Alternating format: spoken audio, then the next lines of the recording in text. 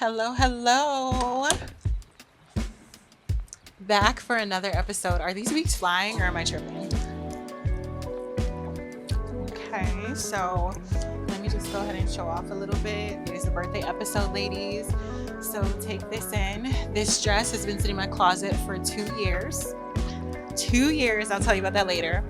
Welcome to another episode of Fit, Fine, and Flowing with Sasha Janae. Cheers. So let me spit out this gum. That's crazy. I was chewing like a horse. One thing I'm known for. All right. Welcome to another episode of Fit, Fine, and Flowing with Sasha Janae. If you didn't notice, today is my birthday. This is the birthday episode. I have my martini here because I'm a teeny bit older. At midnight, I'll be celebrating 30 and 7 years. So wait, hold on. Let me do the thing.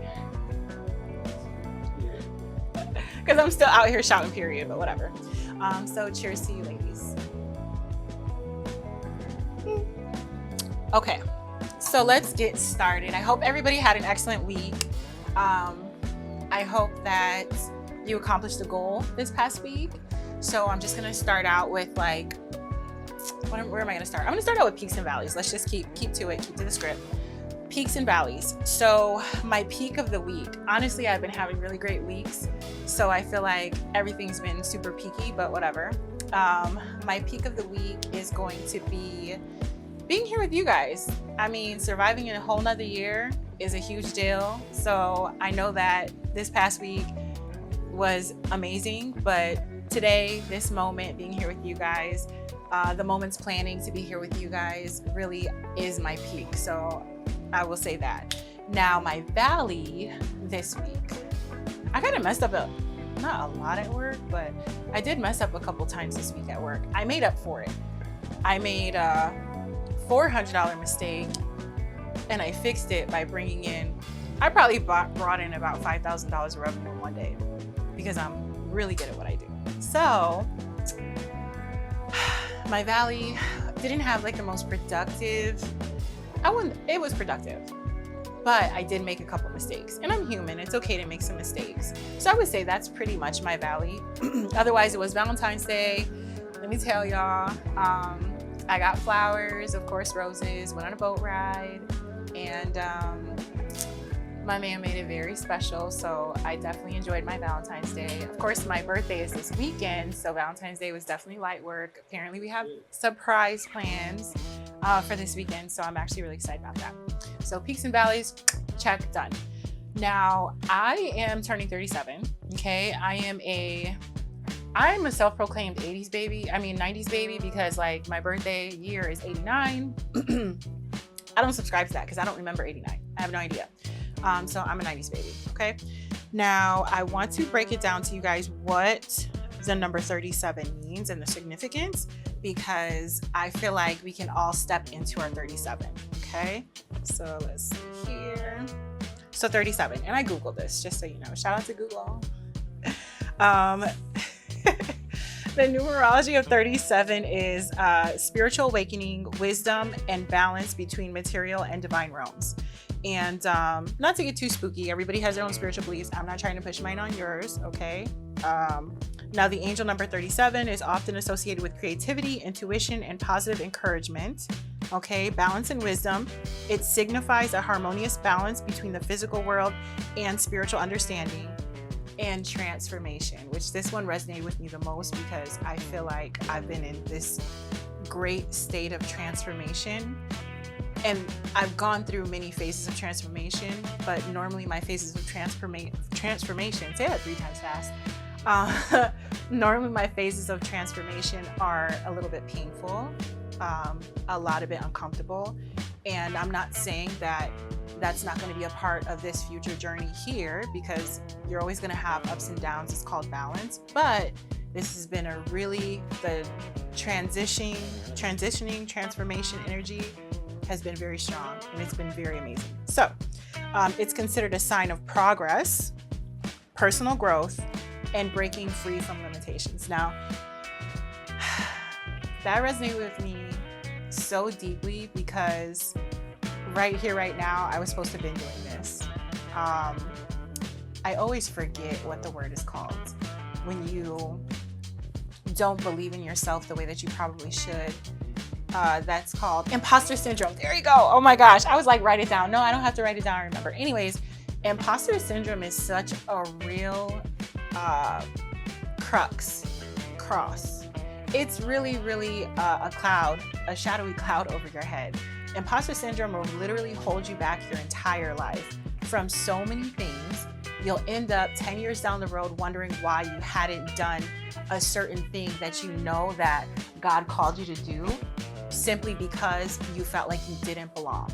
So I feel like one of my greatest demons and challenges has been imposter syndrome, honestly, my entire life, because even when I'm sitting at tables that I know I'm supposed to be at, I don't feel welcome, but it's not because of the people around me. It's because internally, I just wasn't ready to recognize it was time for me to move forward and succeed and step into that success space. So that was huge for me. Now, what I want to welcome you ladies to do, because I'm 30 in 7 years, but I want my girls, my 10-year-old loves my podcast. My 6-year-old loves to just see that I'm on her YouTube because she loves the YouTubes. All my friends and family, you guys are all different ages, different phases, all beautiful, all fine, fit, and flowing, right? So I want to welcome you guys to step into your 37. So 37 is not just for me right now. I welcome you to step into your transformation. I welcome you to step into your balance. I welcome you to step outside of your personal limitations. So we're fit, of course. We worked out this week, all that good stuff. You know, this is a fitness podcast, but I really want to inspire you guys with 30 and 7 lessons that I've learned so far. Okay.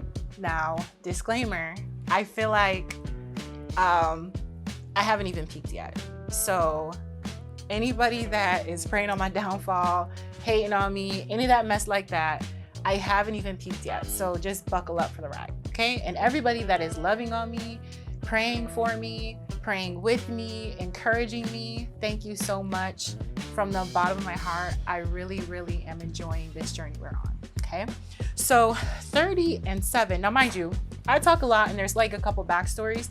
So I'm probably not going to get through the full 37. I do want to let you know that there will be a downloadable PDF workbook entitled Step Into Your 37, and it will be dropped with this week's episode. Okay. So make sure you look out for that. Let's see here. I just can't get enough of myself. I have a mirror right here, just so y'all know. I have a mirror right here, so if I'm looking away, I'm looking at me. Okay, anyways. Mom, you did good. You did your big one with let me tell you guys about this dress. So when I walked in, let me take this.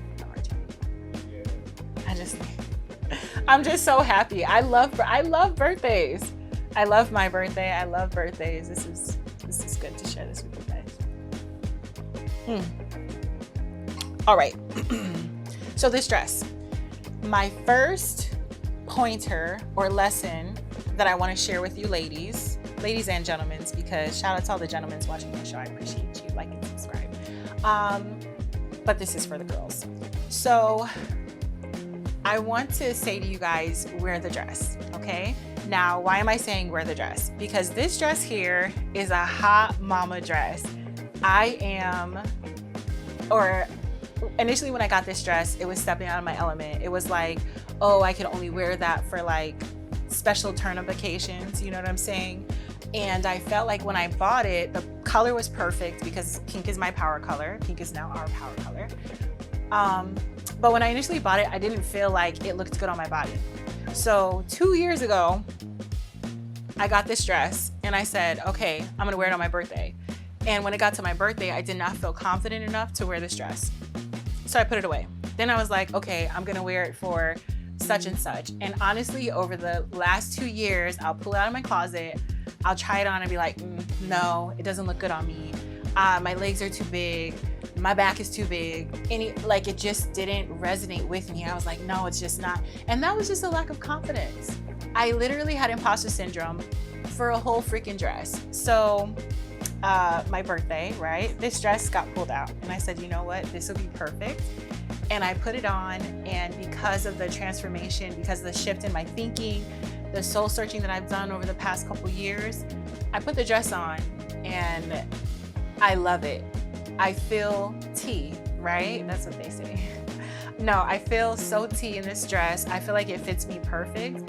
And looking back on my journey, like I do my in-body scan, so I have like proof and pictures of me 2 years ago. Looking back, there's not a huge change. It's literally just a change in my posture and a change, I would say, maybe in my light from the inside, because now I feel worthy of this dress. Now I feel like I'm attracted to wear this dress. Now I feel like I'm here. I'm in this space and I'm in this moment, and I don't feel ashamed. And so I want to encourage you ladies to wear the dress. So if you have anything like that you're setting aside because you don't feel like it's time yet, put on the dress. I look amazing. I feel amazing. And you deserve that from me too. So that is going to be, that's backstory, but that's also going to be like our number one of 37. Okay. So that carries us into our main character energy. I am a Pisces, so I'm very much an introverted extrovert. And if you don't subscribe to zodiac signs, it's fine. It's okay. You don't have to turn the podcast off, right? So I'm very introverted extrovert. And so that basically means I love the idea of hanging out and going to parties and being in crowds, but I get very uncomfortable because I have a little bit of people anxiety. So I'm here, but it takes a lot for me to warm up and like really enjoy myself. So main character energy. I've always been a main character. If anybody asked, they'll be like, oh yeah, Sasha will do it. I always was the one that had to do the presentations at school. I'm always the one at work doing the reels. I'm like always the one pushed front and center, right? Because that's the inside. But you have to be careful with this main character energy because, and this is me drawing from my childhood, main character energy could get you in trouble. Main character energy could put you into the realm of being a mean girl. And women, ladies, everybody watching this, main character energy does not mean you have to be a mean girl. You do not have to look down on your sisters, your cousins, your friends, their friends. You don't have to pick them apart and find something that doesn't fit just to make yourself better. That doesn't equal main character energy. So I think I know that's very like on the surface, but I think it's important because we're in a society where everything is literally in the forefront. Everything is in your face, social media, and we're all always judging each other and being judged all the time, but you never know what somebody's going through. So if you use your main character energy to be a mean girl, what are you really doing with your life, right? So main character energy does not mean being a mean girl. Now, this one is again surface level, but this is real old time wisdom, okay? Sisters over misters. And that's self-explanatory. If she dealt with him, don't deal with him. It's not your business. Leave it alone. And that's really the end of that. But I had to throw that in there because I think it's very important. And I feel like in this newer generation, that's lost on some women. I was raised on sisters over misters. So do not let a dude, a male, come in between your friendship, your sisterhood, any of that. And also do not put yourself in a position where you have this awkward attraction to any of your friends' significant other, because that's really gross. So that one's self-explanatory, but just so y'all know, sisters over misters, 100%, okay? It's okay if you don't fit in. So I'm originally from Arizona. I grew up in Buffalo, New York, and when I moved from Arizona to Buffalo, it was like a huge culture shock because I was raised by a Mexican family. I went to school in the Valley, so I was a Valley girl. When I came to New York, I ended up in the inner city. So I went to a predominantly Black school, and I didn't actually even know that there was different types of Hispanics. Sue me, okay, whatever.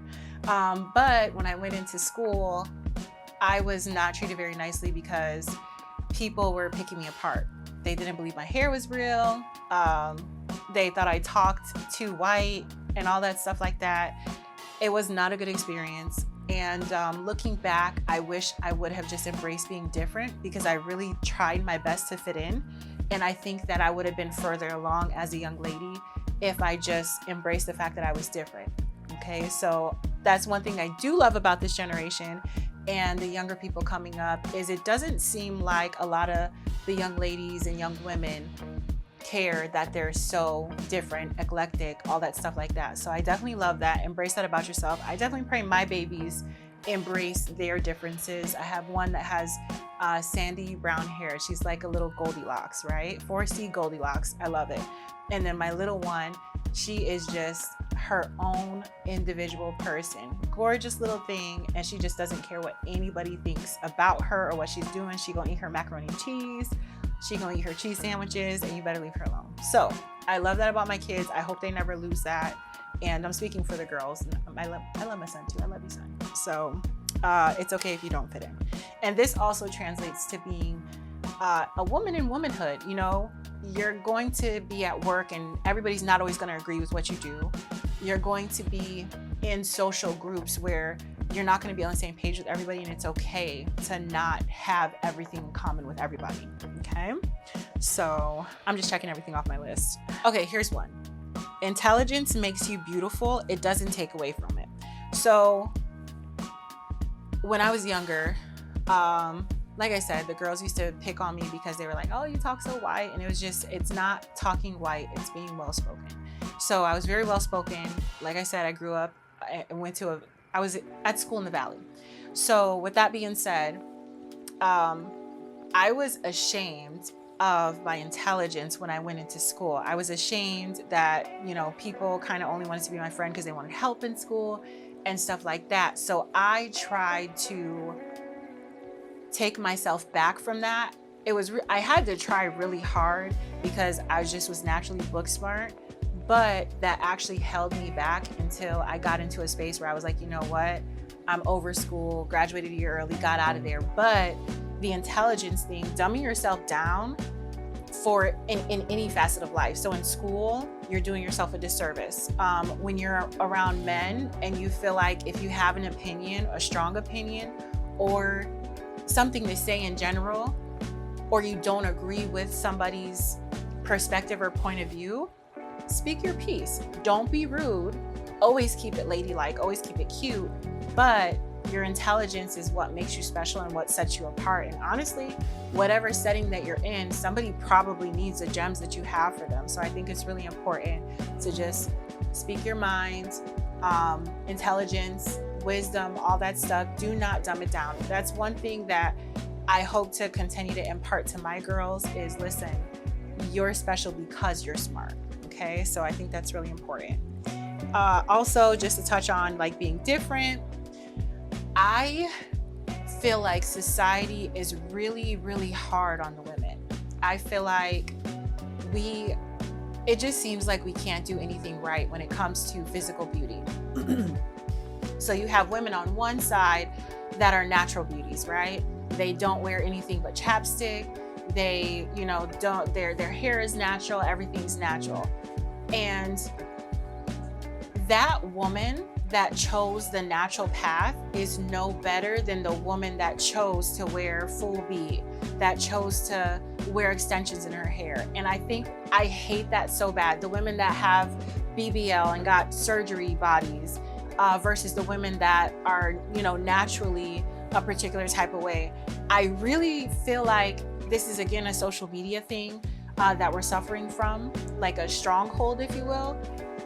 It doesn't matter what the woman looks like. It doesn't matter whether it's her hair or she purchased it. It doesn't matter if she's full bead. It doesn't matter if she is chapstick. I can go either way. I actually prefer chapstick, mascara, lip gloss, mascara. Like, that's the type of girl I am. My hair, it curls. Sometimes it's going to be good curls. Sometimes it's going to be not so good curls. But I am natural just because it works for my particular lifestyle. I actually wish I was the type of woman that was able to decide to start getting ready a half an hour or hour earlier and sit down and take that care of myself. And I feel like one day I will, but we're not knocking each other anymore moving forward, because all that is a detriment to yourself, and it's showing your insecurities. What does her going and being able to get surgery to make her body the way that she wants it, how does that affect you in your life and your success moving forward? It actually really doesn't. So I really just want us to get off of each other's necks. And the more that we can actually accept each other and embrace each other for who we are, the further that we'll get, because I don't think that God created us to be in this world alone. And sometimes all we have is our sisters. So I really want to encourage you to be very conscious about your first thoughts when a woman walks in the room. And for every negative thought, have 5 positive thoughts about her, or just stop and get to know her to start. Okay, so I think that's really important. That one is heavy on my heart because I know my daughters are going to go through the mean girl phase. I know they are, because I definitely went through the mean girl phase. And even though we all made it out of the mean girl phase, I kind of remember some of the things that, and this is like, I'm talking 3rd and 4th grade, guys, I'm not a criminal, but I kind of remember some of the things that we put the girls that weren't in the it group through. And I feel like, wow, once I moved to New York, I was the girl that was on the outside, and it didn't feel very good. Even at work, sometimes at work, people treat me crazy, and I'm like, listen, I don't have to fit in with what you got going on, but you have to respect me. And I think that that's teaching each other respect, and respecting each other is so important, so very important. Here's one. As I'm a single mother, and I'm going to define that. I'm a single mother, not because I'm not in a relationship. I'm a single mother because I take care of my kids completely, like, independent of their father. So with that being said, having kids does not minimize your value. And I think that it took me a long time and some very detrimental situations to finally realize that being a single mother wasn't something that put a big A on my chest and should have made me stoned in the middle of a courtyard. It was life that happened. And I have these 3 beautiful children, and God has blessed me enough to be able to provide for them. And that's it. It doesn't make me less valuable. And anybody that has a Kevin Samuels opinion, y'all could go to hell because I promise you, as long as you're holding your household down, as long as you're raising decent human beings, you have nothing to be ashamed about. I wish I would have known that in my early 20s. So matters of the heart, because we're women and we're emotional and we love love. I love love. Don't give up on love. Open your heart up, because good men exist. So a lot of women are like, oh, I'm not giving up on love and stuff like that. But a lot of times we might say we're not giving up on love, but we have closed our hearts, and we walk around with this mentality that men don't have anything to offer women, niggas ain't shit, all this stuff like that. Now, I have a son. He'll be 16 next week. And if I walked around with the mentality like that, what can I expect from my son? You know what I'm saying? There's going to be a young lady that he encounters with that same mentality. And either from what I'm teaching him and from what I put out into the universe, either he's going to know and have the wisdom enough to steer clear of her, or he's going to fall victim to her and get tied up in her web and come out traumatized. I don't want that for him. So there are good men in the world that exist. A good man can exist and not be your good man. Money does not make a good man. However, if you're looking for a partner, I do think it's very important to find somebody who can provide for your household. Let me see here. Good men do exist. Good men do exist. There comes a point in time where you have to understand that you can choose. So you don't have to stop and jump on the first ship that comes your way when it comes to men. You are absolutely more than welcome to decide, hey, I love this about this guy, but I don't love this, so I'm going to move forward. You do not have to share your goodie basket with every man that comes across your plate. You absolutely do not. And I think that mentally we would be in a better space when it comes to the mindset that good men exist if we weren't sharing our goodie basket with every single man that crossed our plate. So health-wise and spiritual-wise and your heart say, listen, you can take a step back. You do not have to allow every man to enter into your space and into your body and into your zone and into your kids' lives. and you're actually the one in control. Women are in control of the relationship, but men lead. And once you can grasp that women are in control of the relationship and men lead, I think that like life in the relationship space goes so much smoother. Okay. You're quiet over there. Let me see here. Oh, don't make excuses for bad men out of desperation. Desperation wears a lot of masks. And I can say that because at a point in time, I was desperate to have a father for my son.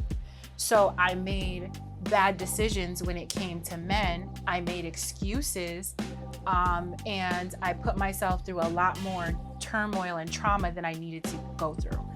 And so you want to, if you feel like maybe you want a man, you want love, you need validation, you need these things so bad, so bad, so bad, that's when it's time for you to actually take a step out of the seeking a partner realm and get to know you.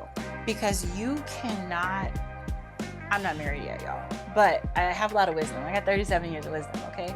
I don't feel like you can be in a successful relationship if you're in a space of desperation, because that means like for the most part you're going to accept any type of treatment. With accepting the treatment, first you're going to start out giving love. Then once all that love is used up and you realize this probably isn't a great situation, then it's going to turn bad, and two wrongs don't make a right. So I think it's very, very important that if you self-evaluate and you say, I think I'm a little too hungry for this particular feeling, get to know yourself. Go start taking yourself on a date. Go figure out if you actually like action movies. Go figure out if you actually like sports, or if you're just saying it and putting on because you want the man that you're with to be pleased and you want to have everything in common with him. It's okay not to have everything in common with your significant other. It's 100% okay.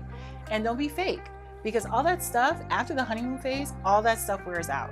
And all you're left with is looking crazy at somebody who doesn't even know you, because you were never your true self as a woman to begin with. And if he's the right partner for that time, he's going to accept that you don't like football.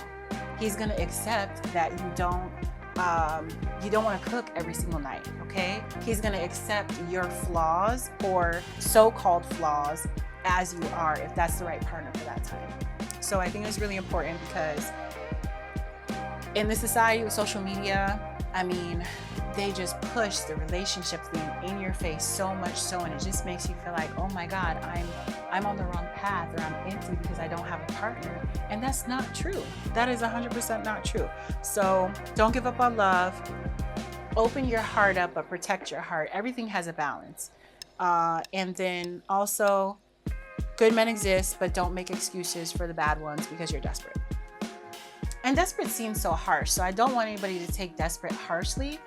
We all get a little desperate at times, you know. We all feel like a partner will complete us, and it's not just women, it's men too. But I'm a woman, so I can only speak from my woman experience. And you know, I survived life without a partner, and I really felt like I wasn't sure if I could at one point after a bad breakup. And it turns out I like myself. It turns out that I'm not really a fan of action movies, and I could go without football. So I like the colors. Okay, let me see here. Okay, so this one's gonna be a little controversial, but I feel like if your mind is open enough and you know me, like you're gonna get it, and y'all are getting to know me. So don't worry. Like, I am a very like balanced person. Okay, your family is. I spelled some things wrong. Okay, so your family is not incomplete if a male is absent. So there's two sides to this, okay? And this goes along with the previous one.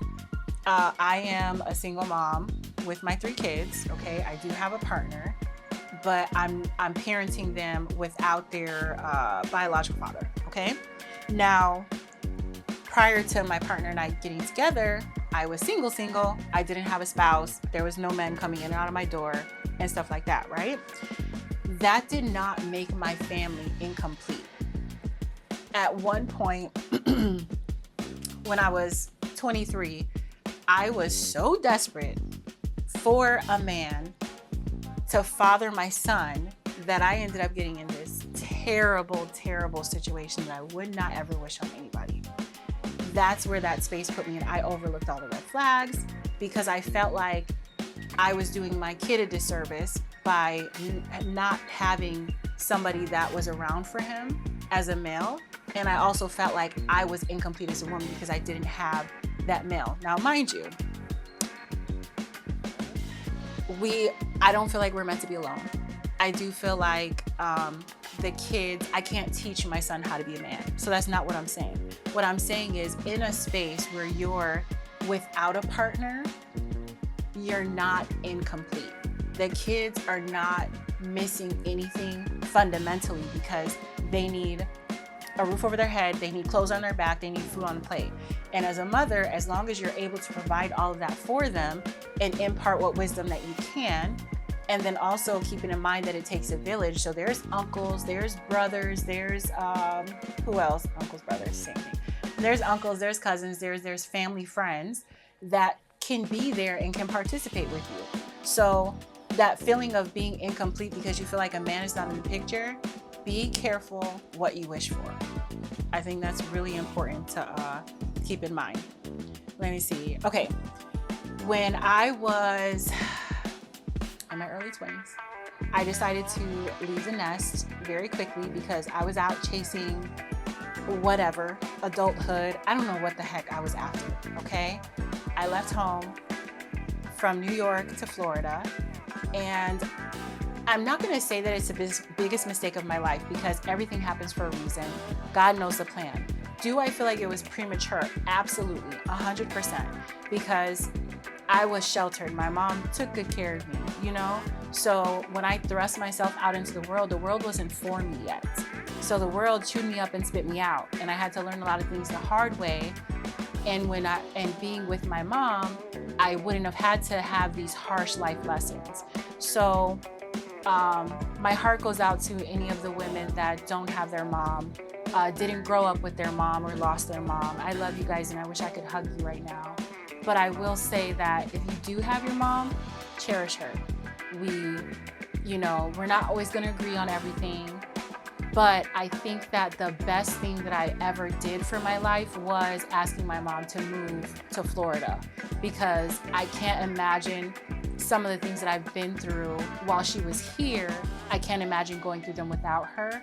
And the time that we were separated from each other, you have to understand, when you have a good, strong woman there, you separate yourself from that vessel, there's wisdom goes out the window. You're feeling around for life in the dark because you don't know. And that's why we have a village to raise us, because we need it. So with my girls, I never understood why my mom sheltered me so much. But with my girls, I don't know if I'm going to be okay with the whole go out into the world thing. I'm not gonna keep them caged up, but I am going to do my best to make sure they stay as close to home as possible. And they're great kids. They're gonna do great things. When they do start to go abroad, I am going to make sure that I am present, like not even foot on their necks, okay? But because I have the experience of me separating myself from my mom, and I think that was so much self-inflicted damage and trauma that I didn't ever have to go through. So I will encourage you to definitely cling to your mom. If you have issues with your mom, fix it. If you have the opportunity to give her a hug right now, give her a hug right now, because, when it's a good woman in your life, that wisdom that she has for you is timeless, okay? Let me see here. So, okay. I don't know, what do I want to say first? First of all, I'm going to say, and this definitely is for my kids, just because I have a 16-year-old that thinks he's 26 right now, even though I still have to drive him to the basketball court. No shade, son. So he probably doesn't watch my podcast. Anyways, at 18, you can get into a bar, but you're not grown. At 21, you can drink, but you're not grown. I said this on an episode before. I'm 37. I'm barely feeling like I'm getting there. I'm learning a little something about myself. But I say all that to say, don't be in a rush. There's all this societal pressure, social media, all this stuff like that. Like, I grew up without social media, but there was still this grave pressure on me. So now that we have social media on the generation that grew up with the iPad in their hand, or that is growing up with the iPad in their hand, that pressure, I can't imagine being under that type of weight. But I will tell you, there's really no rush for anything. Could I be further along ahead in life? To be completely transparent, absolutely yes. I made some decisions that held me back, but I'm able to reflect on that, take accountability from that, and learn from that. Also, there was some amazing blessings along the way there, my kids, for example. But if I could give advice to my younger self, I would say sit your behind at home, save up some money, do a little bit of traveling. Don't worry about the mundane things of life. Don't be in a rush to be in the streets, all that stuff like that. I would say that. My mom used to say that to me. I used to be like, oh my God, here we go. And it's such a real thing. It's so real. Even in your 20s, take your time. What are you in a rush for? I am 30 in 7 years. I still look amazing. I'm not full of wrinkles and ready to roll over on my deathbed. Like, you got time. And I think that that's really important because I have my 2 best friends are very younger than me, a lot younger than me. And then I have some friends that are my age, and I have some friends that are my senior. And my senior always tell me, hey, listen, take your time. The small moments count. All my friends around me are like, hey, we're not dead. We're not ugly. We're not old looking. Like, what? Because we all thought it was over when we got to this space. And then my younger girls are like, looking in awe. Even though I learned so much from them, they're looking in awe like, oh my God, I got to get all these things done before this time period. And I don't believe in that. And that will rush you through life, and it will cause you to miss some of the great times and memories and lessons that life has to offer you. Trauma, childhood trauma, because it's such a hot topic. Your trauma is your responsibility as an adult. Okay? And I know some people that absolutely disagree with me. Hey, listen, suck it up, buttercup. You're an adult now, okay? If you were a helpless child and you were having a traumatic experience, obviously my heart goes out to you. That's not fair to you, right? But we grow up and we tend to internalize our trauma so much so that it defines us. And we also can't seem to let go of what traumatized us. So there's therapy, there's prayer and spiritual practices, there's fitness, but you don't have a right to continue to put that trauma on anybody but yourself. It's not an excuse for bad behavior as an adult. It's not an excuse to treat people a type of way, because at the end of the day, if you've had traumatic experiences, the past is the past. I'm not necessarily, you have to forgive everybody in your own time and stuff like that. But what I'm saying is, my daddy issues can't define me anymore. And I used to really, really use my daddy issues as a crutch. My dad wasn't there, so I pick men who are emotionally unavailable. My dad wasn't there, so, I don't know what a strong leader is and provider is. Absolutely not at 37. Not at 37. I can make a decision to see in this person, this makes me feel good inside, or this doesn't make me feel so good inside, and move forward accordingly. So when it comes to women, I mean, this is most relatable for us. Your daddy issues should not be defining you at grave ages. And if you feel like you're very much still dealing with that, then talk to somebody, journal it out, do some soul searching, because nobody else is responsible for your past, and you cannot change it. All you can do is learn from it and not repeat it. So I think that's very important, because I struggled with that a lot. I put a lot of that weight on of choosing the wrong partners onto my daddy issues, and that's just not the case. At the end of the day, your choice is your choice, and it's up to you to make a good decision or a bad decision when it comes to a partner or a spouse or anything in life in general.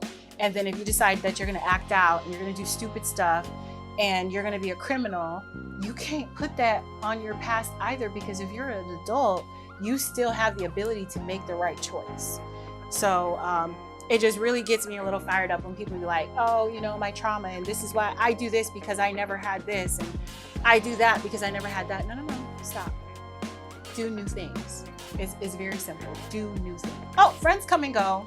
As women, we go through so many things with our friends, with our sisters. And I've been very blessed to have a couple of relationships that have gone sour and ended and then came back around.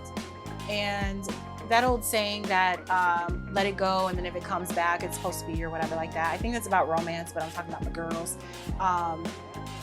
I think that it's a beautiful thing, and we're open-minded, and we have open hearts, and the conversations and the friendship is just now on such a different level. I think cherish your friends is so, so important. I'm the type of girl, like, I want everybody to be my friend. I know that that's not a real thing for everybody, and I know that's very whimsical, but if we can just like find something that we have in common and fall in love and be in love for the rest of our lives as friends, as women, that's what I want. I want that for us, okay? So having a welcoming spirit for your friends, being a safe space for your friends, making sure that when your friends come to you with things, like, I check in with my friends. Before I do like a trauma dump, I'll be like, hey, listen, do you have space for this? That's so important, because sometimes we're overwhelmed in our own lives and we want to be there for you, but we also lack the capacity. So I always check with my friends, do you have space for such and such? Sometimes when I have some shady stuff going on and I need a vent session, hey, is this a judgment-free zone? And then my friends will tell me, girl, you know it is. But I always make sure, and I always check in. And also, friendships are reciprocal. So don't be the type of friend that's really just like one-sided. I'm never gonna do this, but they always have the expectation of people doing things for you or with you, but you're never open to do that type of stuff. I have friends, nobody lives in my immediate area when it comes to my best friends. So I got a best friend in Tampa, I got a best friend in New York, I got a best friend in St. Lucie, and I got a best friend in Miami. We're all spread out, but we are thick as thieves, and that's because we all make an effort to get together and to have conversations. We all understand that when shit gets real, Sasha is just on her grind. She's good. We all make sure to check in with each other. Hey, you good? Yeah, I'm good. So cherish your friendships. Make sure that you create a safe space for your friends, and make sure your friends are a safe space for you. Because if they're not a safe space for you, I'm not saying all the time, but maybe reevaluate. If that friendship doesn't make you feel good, reevaluate. And if it's time to step away and grow from them, there's nothing wrong with that, because life is ever changing. And if we're not growing, we're dying. And I think that's a good time to take a sip. Right. Okay, let's see here. I'm having a lot of fun with this episode, by the way. I always love a good soapbox. So thank you for letting me share my wisdom with you. I think family is definitely what you make it. I have experiences with family that is not blood. I will say that it's the people that I made kids with, their families. And I feel like family is what you make it. I'm teaching my kids that, hey, listen, if grandma so-and-so isn't around and grandma so-and-so is around, we don't hate the one that's not around. We love the one that's around, and we make space for the one when she can come around. Definitely a balance there, because I never want my kids to just be tossed aside. I never want to feel tossed aside. Family is what you make it. Unfortunately, some of us women grow up and we don't have that biological family support around us. I definitely do. I definitely did, definitely do. But I think it's important that when you feel that lack, fill it up with friends. We're not meant to be in this world by yourself. And I think that without all the people that are in my life right now, I don't know where I would be. And fast forward to this day, this moment, my heart is like overflowing from the people in my immediate circle, my family, that is supporting me in something that I really didn't think that they would. It's not that I didn't think they would care about it. It's just that, this is my thing. So, they got to accept it, but they didn't have to really be as involved. the village that I have surrounding my kids, my kids growing up with their fake cousins because they're my best friend's kids. All that stuff like that makes a huge difference. So family is what you make it. It's really easy to tap into negative feelings. What do I mean by that? It's easy to tap into trauma, okay, and perpetuate it and make it the source of your why. It's easy to be lonely. It's easy to be depressed. I'm not saying that these are good things and things that people seek out, but sometimes you attract certain energies to you because you don't want to raise your energy. So if you feel lonely, put yourself in a social setting. If you feel lonely but you have people anxiety, start small. It's going to be okay. I think that in life, a lot of times it's so easy to identify the problems, but I really want to, anybody that's hearing this, anybody that will hear this in the future, I think that a really good life hack is to be a problem solver. Problem solvers run the world. So what do I mean? Instead of just identifying the problem, if you're going to identify the problem, be very, very intentional about also identifying the solution. For example, on a very small scale, when I'm at work and I have an issue, so-and-so member wants to be canceled because they haven't been in 6 months and they want a refund for the last 6 months, but they signed a contract, right? I'm not gonna, and they're yelling at me on the phone or they're at the front desk screaming. I'm not gonna go to my boss and be like, oh my God, they want a refund and they're yelling at me right now. No. I'm gonna take a second and I'm gonna say, okay, I'm gonna deliver the problem, but then I'm gonna give my boss a couple of solutions. We can A, cancel it and refund them this current month that they paid. We could B, refund them the last 6 months, just be done with the problem. Or we can offer them 6 months of membership moving forward. And when it comes to stuff like that, like I think that my boss appreciates that. And if I was ever in an interview and somebody was like, well, what's your strength when it comes to, working in an office? That's definitely one of my strengths, because I think that once I started not just identifying the problem, but putting a solution with it, I think things went in a really great direction. That's when I started getting my management positions.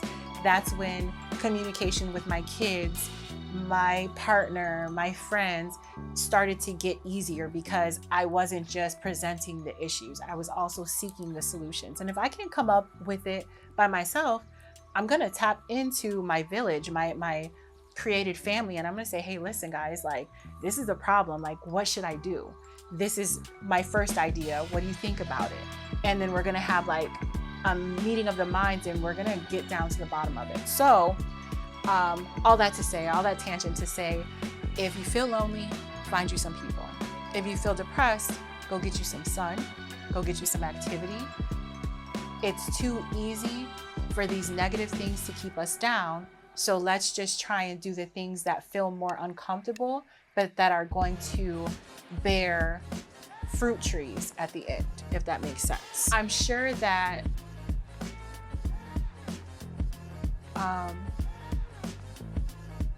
at some point, we'll probably get more into this conversation. And I don't know why I'm getting so emotional. It's because it's my birthday, and I always cry on my birthday. But physical abuse is never okay. Mental abuse, never okay. If you feel like you're in a situation that could become volatile, or you are in a volatile situation, I promise you, you are not a woman that endures physical abuse. You're not a woman whose man puts their hands on them. And nobody deserves that. It doesn't matter what you do, you don't deserve that. And if that's your situation, which I pray that nobody watching, I pray that that's not your situation. But if that is your situation, please reach out, please find help, come up with an exit plan, and take it very seriously. Don't take those things kind of lightly. If you have children especially, and that's that. So that's never okay. Always know your boundaries. Boundaries are very important. Let's see here. Oh, and don't be susceptible to a man making you feel like you have to compete for him. Yes, women outnumber men a lot. I don't know the numbers, but women do outnumber men, okay? However, you don't have to compete for him. Now, I'm saying this in a way, I was in a relationship once upon a time, and this dude would kind of like flaunt the other girls that he was talking to. And he really wanted us to go. And my silly self, I was young, I did just that. I fell right into it. And I never had to. There was never any competition. Because guess what? If you want them, go be with them. And that's it. That means you're just not for me. So for the girls, do not compete for a man. Do not be the other woman, because Jesus did not die on the cross for that. He did not die on the cross for you to be a side chick. I'm sorry, sneaky link, all that extra stuff, no. It's dead now. Like, that's out the window. Also, there's just far too many disease in this world to be sneaking around with anybody's man. So, because very much so, us women, we accept silly stuff like that. We accept being treated like that. Like, we're not prize horses or dogs, we're women. And if this one's not right for us, guess what? There's gonna be a line around the block waiting for us. My mom used to say that. I used to be like, what? And now I get it, because there is in fact a line around the block waiting for me. But I'm taken. Take up space. I hear this being said and I didn't understand it, because I was raised in a time where it was kind of just like women are seen, not heard. And that was societal, just coming up. I say now take up space, but I also say act like a lady, because I feel like there's this take up space movement, which is wonderful, beautiful. Women entrepreneurs, us taking over, running kingdoms, we're doing all that jazz, all that good stuff, right? But I think that there is a classy way to go about taking up space and a classless way of taking up space. And I am not talking about controversial like positions in society like being strippers and stuff like that. I'm mostly just talking about like if you're in a room and you have an opinion, speak it. But I don't think that it needs to come with contention, okay? And I learned that word some years ago and I never get to use it, so I'm very happy I got to use it right now. So take up space, but don't be contentious. You don't have to challenge every single thing. Sometimes I'll be in a space and I'll be in a conversation. I speak my mind, somebody disagrees with it, I give a rebuttal, and then if they're still disagreeing with it, I'll agree to disagree, because I'm just like, all right, what you eat don't make me shit. Like, we're cool. Like, you got that, you know? But for myself, I know what it is for me, but I can't speak for another person. So that is a better route for me than to be like contentious and make everybody in the room pissed off and, you know, be weird about stuff. So I think that this is really the theme, starting Fit, Fine, and Flowing. And I think that this is one that I'm the most excited about, and I'll tell you why. First of all, this point is, and I didn't number these, I did like check marks, so I can't tell you what number I'm on, but you really want to download the PDF that's going to be released with the episode. You're 37. We're going to step into 37 together. Are you 37? Absolutely not. You're probably like 20. But we're stepping into our 37 together, our transformation, our stepping outside of limitations, okay? So stop making excuses. Start today.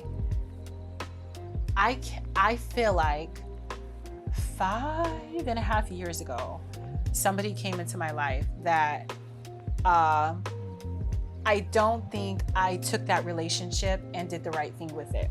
So they came into my life, complete fireball, firecracker, and they were just so focused on building. And I think at that time, they didn't understand what they were building, but they just knew that they were destined for success. They knew that they were gonna have money. They knew that they were like gonna be in a really good space, and they knew that it was gonna happen soon. That person did not suffer from imposter syndrome. Anyways, so in that relationship, I was googly-eyed. I was just so like, I was in love, but I was in dumb love because that wasn't the space for that relationship. And reflecting and taking accountability, I can look back now and say like, okay, that wasn't the space, and that I don't think that was the direction we were supposed to be in. Now, get clear on your relationships. That would be an extra, a bonus one, right? But This person came into my life and encouraged me. I think they've probably seen a couple of different business transformations from me, and every single business transformation, somehow they popped up and they're behind me. Do this, do that, get serious about business, start an LLC, da da da da. Just, learn how to monetize this, just on and on and on and on. Every single time this person and I cross paths and encounter each other, encouragement. I see this for you. I see that for you. And I was so bound by imposter syndrome, and I will say procrastination and laziness as well, that I'm today years old when I finally started doing the things. So when they say start today, it's February. Tomorrow's February 19th, is my birthday. Last year, I was supposed to launch my first podcast episode. And I said, okay, I'm going to do it in February because I want to have something to celebrate at my birthday. And I wanted to have a big dinner and celebrate the launch of my podcast last year. Okay. My fitness journey, I was half in, half out. My relationship with myself, I was working on that, but I was learning about myself that I made a lot of excuses. And the thing about an excuse, and I've said this before and I'll say it again, an excuse only sounds good to the person saying it. So a space where I could have been making six figures now, because we're taking this brand national. This brand is going to save women. This brand is going to empower women. Fit, Fine, and Flowing is going to be a movement that's going to take us from one space of limitation to this space where limits don't exist. This is my vision for us and the brand. And fitness is our anchor, but there's so much that light that I want you guys to catch, and I want to ignite everything that you're doing. So reflecting back on that, I had to get myself out of this state of laziness and procrastination and make the decision to just start. So it starts out with like little itty bitty habits, like getting up in the morning. Okay, snooze 10 times or just get up. You know what I'm saying? It's compounding and micro habits. If your vitamins are by the bed and you take your vitamins when you wake up, then you roll over, you have your water bottle there, you have your vitamins. Okay, the alarm went off. Let me go ahead and end the alarm. Snooze, it's not snooze, it's the opposite of snooze. End the alarm, take the vitamins, drink the water, and now guess what? You can't fall back to sleep. So you have to get up. If you want to work out in the morning, vitamins and water on the nightstand, workout clothes in the bathroom. Take it a step further.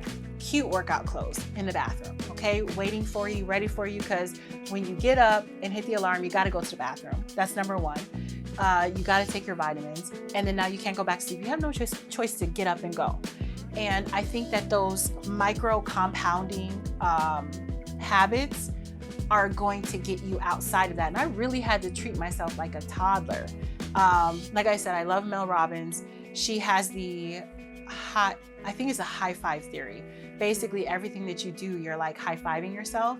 It doesn't necessarily have to be like that. You can literally get up in the day and say, okay, today I want to accomplish A, B, and C. Write it down. I think that it is such an underutilized tool when people do not write lists, because I hated lists. I'm growing to love them now. But in a day where I have so many things to do, if I'm writing my list down, okay, A is done, B is done. I get to the end of the day, I can either go to sleep for the rest of the night, or I can get C done and have my whole day accomplished. And that's only 3 things. That makes such a huge difference. So here we are. The podcast is going. Thank God for my producer. Thank God for the studio, Showcast Studios. Thank God for all of that, right? That came because I went seeking. I stepped outside of my comfort zone. I had a conversation. I show up every day. I don't make excuses. I have kids at home, Okay, Wednesday night, everybody understands. You guys fend for yourself when it comes to dinner, and I gotta be here. I gotta have my clothes laid out. I gotta know what I got going on. I gotta set aside time to study, because I wanna give you guys the wisdom, and the actual fact-based education. But I also gotta take time to be able to have something to say to you that is fulfilling and not just gibberish. There's just so much that goes into the success realm. Then you take it a step further And okay, now understand, you're not just sitting in front of the camera every single week. What do you want to do with that? Where do you want to go with that? And I want to inspire you guys. Like, that's the start part, because I'm here and I'm like, oh my God, I think this is a real business. This is turning into a real business. Oh my God, I got to do real business things. And a lot of people don't understand. They just kind of look and say, oh, she's so lucky. She has it so easy. She gets to wake up at 4 a.m. and she's on the podcast, not understanding how much stuff goes into that. And it's gonna overwhelm you until you just start to itemize what you need to do and just start doing it. So I know that's such a simple concept, and it sounds so simple and it sounds good, but start the thing, start whatever it is, because you're doing yourself a disservice. I'm not old, thank God, but I could have been doing this a year ago. You know what I'm saying? I could have had the brand and business established a year ago.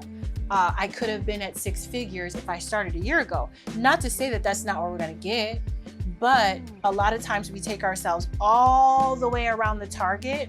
And when we get to the target, we're exhausted because we don't put ourselves through so much hell, not avoiding doing what needs to be done. So, like I said, ladies, I have 37 lessons for you guys that I've learned along the way. And I'm going to outline them in this free PDF that you can download with the episode. I really, really want to thank you guys for coming and spending my birthday with me. And if you can, take a moment to share this podcast with seven of your friends. Share it to 7 of your friends. I'm not saying force them to watch it, hold their eyelids open or anything like that. No. Share it with 7 women. Help us grow the brand. If there's anything that you guys want to get off your chest, any peaks and valleys that you want to share with me, I'm more than happy to share that with you. And if you're interested in health coaching, I'm a partner. Personal training is different from health coaching, just so that you know. I am going to hold your hand and run across the finish line with you. I am not going to drag you. I am also not going to put a 50-pound barbell in your hand and tell you to bulk up. So we're looking forward to continuing to build. I'm looking forward to building a bridge with you ladies and having conversations, because this is for you. And I'm grateful to have you guys, because you're holding me accountable to keep a certain standard in my life and in my everyday. So cheers to everybody. Thank God for this birthday, 30 and 7. Let's step into it together.